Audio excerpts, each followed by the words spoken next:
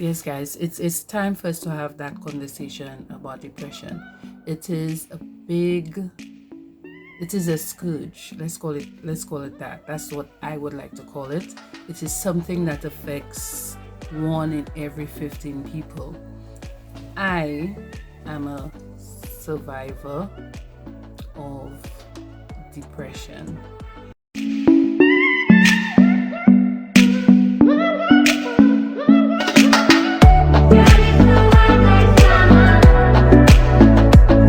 Hello, hello.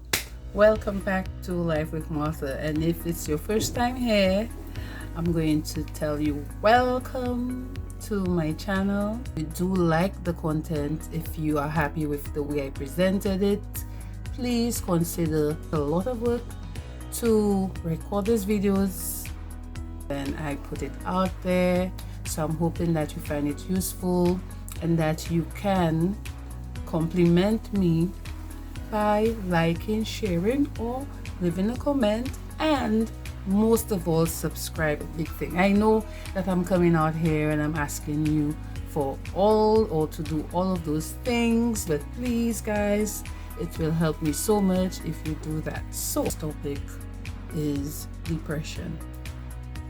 Okay. And say that I am very visual. So in all my videos, or most of them, you will find that I'm going to be adding a caption. If I forgot something whilst editing, I will put it in, or put something visual for you to see. That's why I don't go to the center of my screen. I go there off to the side so that I could have a space there. I could always put a bulletin in there. Okay, so most humans, all humans go through emotions and moods. Okay, now these two things are very different. Okay, first of all, let us describe a mood. A mood is a temporary state of mind, and it is not related to anything specific, right? You just have a mood, and that mood could be happy, sad, anything like that. It's not any specific event that caused that mood, and it is temporary, it is fleeting. It is not something that we experience indefinitely. However, an emotion is a more permanent sort of feeling, and it is predicated on a few things. Okay, so your emotions can be that are subjective. Okay, and you may feel subjective emotions are either happiness, anxiety, sadness, some event that on a specific type of thing. So maybe you lost somebody you love died, or you're getting married. All of these type of emotions are subjective. Then you have physiological feelings like pangs in your stomach, or you feeling nervous, you have a speech to give. Like oftentimes, even if there's nobody here when I'm recording, I feel nervous. So that's a physiological, something that occurs in your body, a physiological feeling. Recap could be either behavioral, physiological, or subjective, right? These are emotions, and those are things that are more longer lasting. All right, and like a mood, which is not based on anything that is specific, and it is fleeting. Okay, so we need to make a distinction. Now, so therefore, when you are just feeling sad, you're not depressed, you're feeling an emotion at the time. But feeling of sadness can lead to depression, or the feeling of sadness will be so overwhelming and debilitating, and experience for an extended period of time, months and that sort of thing, then it can lead to depression. So they have a mood, experience a feeling, an emotion, or experience depression, right? And then there are different types of depression, which I will not get into at this time because it's not absolutely necessary. So we're just talking about depression on the whole in this conversation. It is caused by a few things, mainly a chemical imbalance in your brain. Listen to me very well. By the chemical imbalances of the neurotransmitters that are in our brain. Okay? Mainly serotonin and dopamine, amongst others, but those two are very prevalent, as the studies are showing.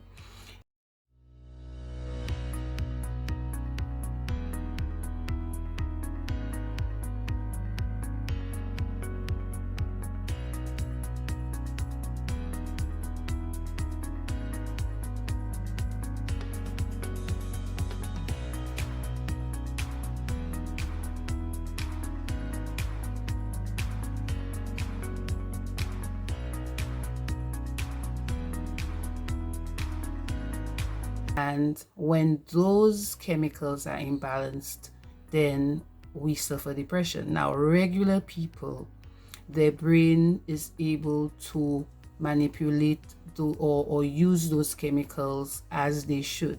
So when we suffer those, or when we have those different emotions, our brain is able to balance all of those different things, chemicals, those neurotransmitters as they are called, and they are able to balance all of those things. But in depressed people, in clinically depressed people, those imbalances become too much to handle, and so they either give us too much of these emotions that we cannot control. Okay, this is why it's not a good idea to say if you're feeling sad that you're feeling depressed.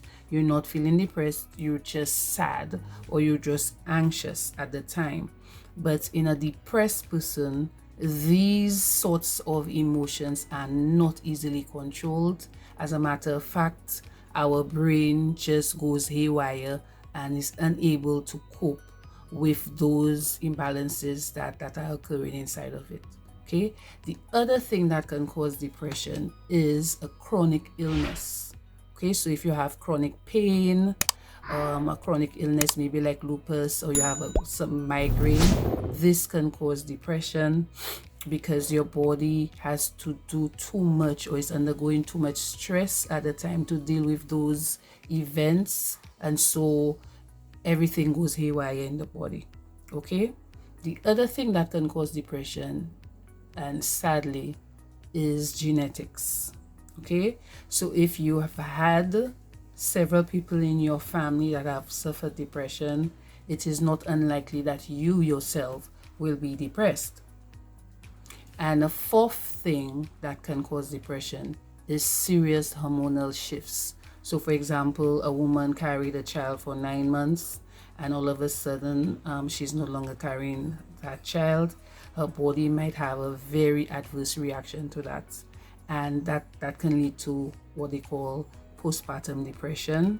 Also, certain types of hormonal shifts, for example, hypothyroidism, which I suffer. Smiled because I've had a conversation about hormones before, and we are coming to have that conversation again, where we have to be mindful about those things. And first, to live a more healthy life, we have to know about the different hormones and how we can control them, so that these things help the body to do what they ought to, and they do not short wire or go overboard and overload and blow our circuits and cause things like hair loss, and cause things like depression. And see what symptoms are displayed, or what symptoms people experience when they are depressed.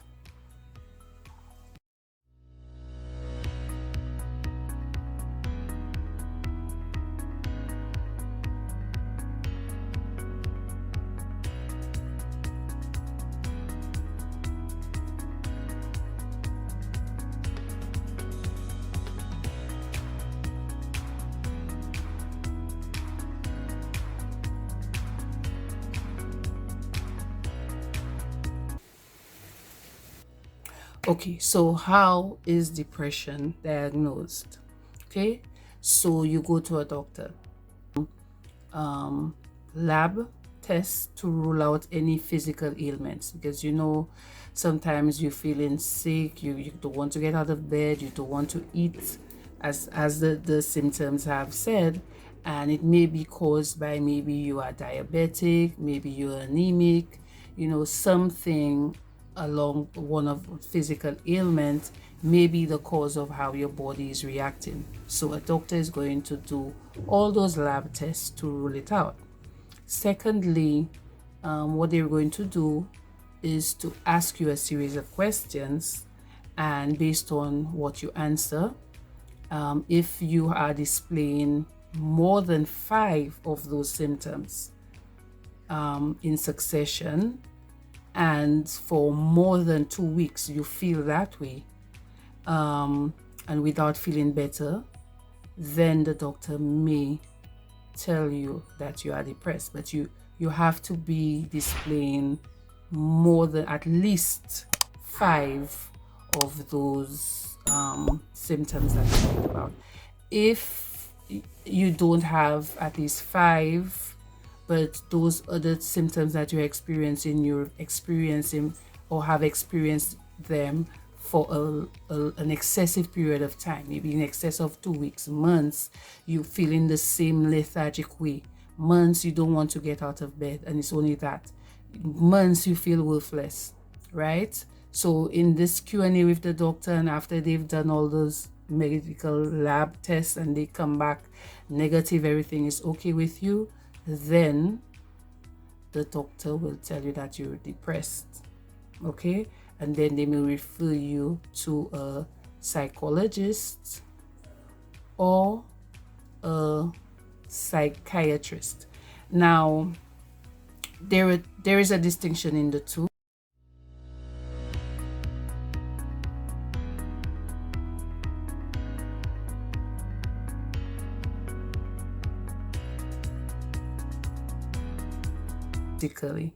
So the doctor will prescribe some medication for you, which will help those chemical imbalances in your brain. This is what the medication is used to do, and depends on how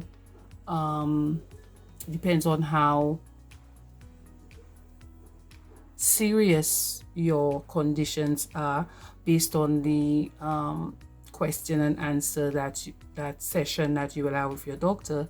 They will recommend one of those doctors that we said to assist you in your treatment. Okay, there's also further treatments that can be done, but they will try first giving you some medication.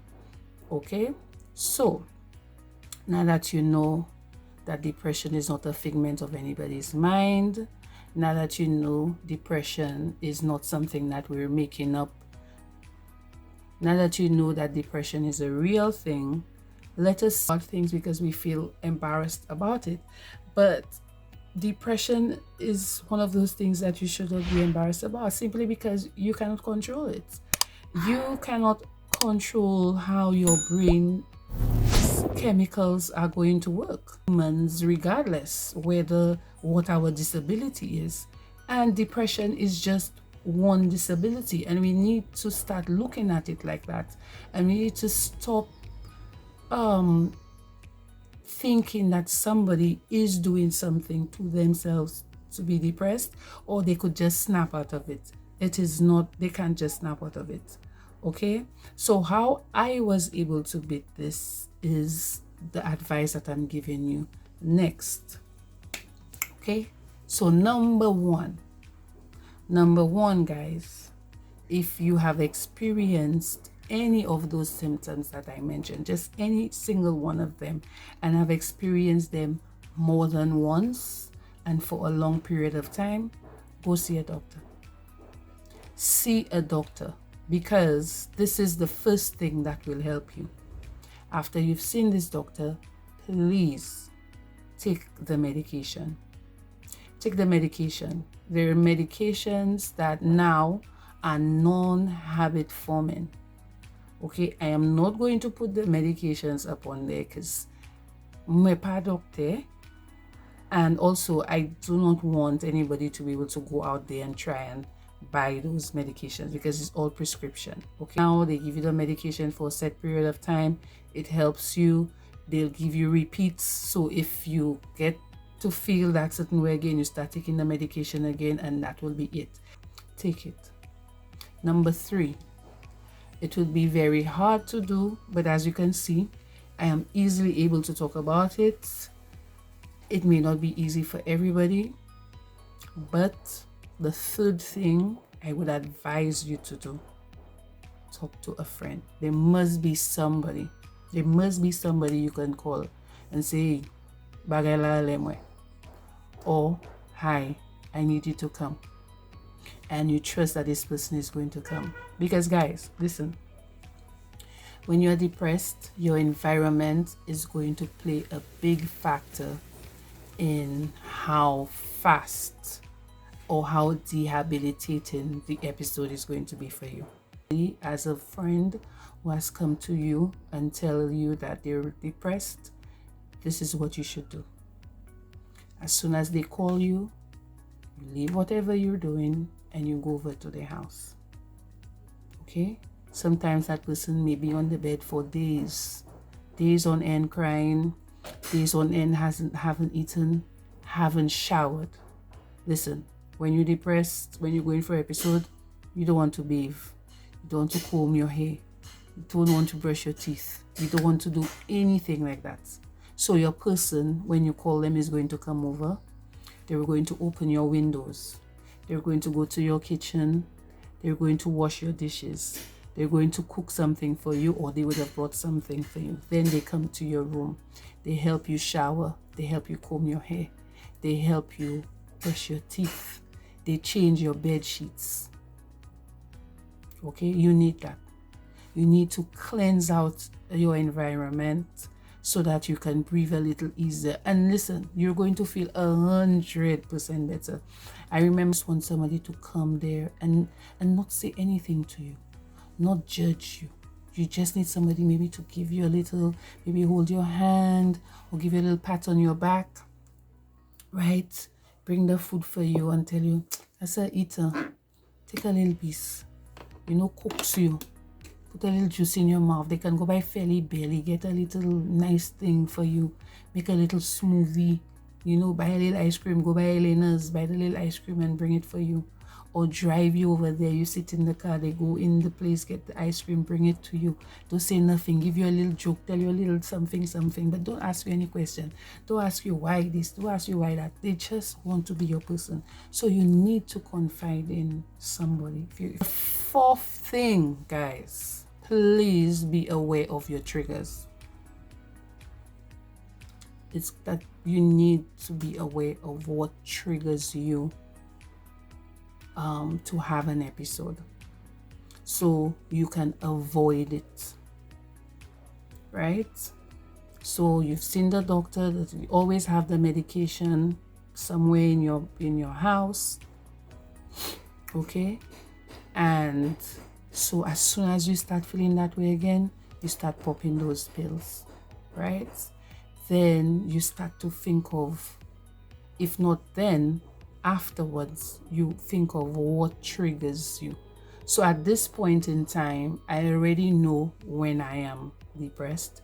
I already know it.